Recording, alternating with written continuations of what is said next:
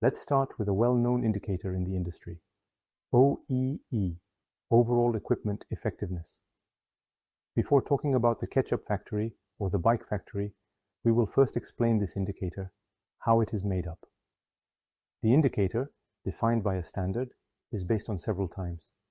The first time is the all-available time. There are 24 hours in a full day. Then we talk about the total operating time, which excludes the periods when the workshop or machine is closed. In my example, the machine operates in 2/8, which gives 16 hours of total operating time. Then we talk about the potential production time, which excludes planned stops. For example, if the machine is open for 16 hours, but we have 2 hours of product changeover and 4 hours of cleaning, we have 6 hours of planned stops, thus reducing the potential production time. These planned stops are part of the production schedule, product changeover, and regular cleaning. The actual production time excludes unplanned shutdowns. For example, a 1-hour machine breakdown reduces the time from 10 hours to 9 hours. Then, the speed losses allow us to calculate the actual output. For example, 2 hours at 50% reduced speed equals a loss of 1 hour, reducing the time from 9 hours to 8 hours. Finally, the good product output is obtained by removing the non-quality from the actual output. For example, 25% non-compliant parts means that out of 8 hours, 2 hours were lost producing non-conforming parts, leaving a good product output of 6 hours. What is interesting here is that the notion of quality is integrated into this indicator. It is not just the quantity of products manufactured, but the quantity of compliant products. This is an essential point. Then we have the famous rates, including the OEE, Overall Equipment Effectiveness.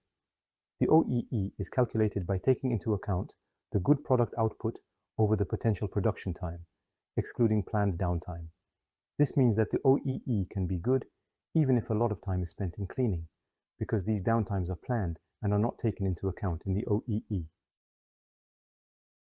This is why we have another indicator, the Overall Operations Effectiveness, OOE, which takes into account planned shutdowns.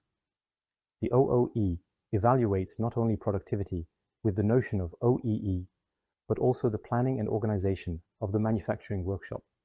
This is a very interesting rate to follow for manufacturers. Then we have the last indicator, Total Effective Equipment Performance, TEEP, which takes into account the entire day. To summarize, we have the Overall Equipment Effectiveness, OEE. It answers the question, how efficient is my machine when it is officially operating, i.e., when it is not in planned shutdown? Efficiency is measured up to the notion of a good part. Next, we have the Overall Operations Effectiveness, OOE. It evaluates whether the machine is being operated well. This includes not only its proper functioning, but also good planning and organization of its use. And finally, we have Total Effective Equipment Performance, TEEP. It looks at whether the machine is being properly paid for. This rate has an accounting connotation, since it measures whether the machine is producing efficiently over a broader period, taking into account the daily depreciation of the machine over the year.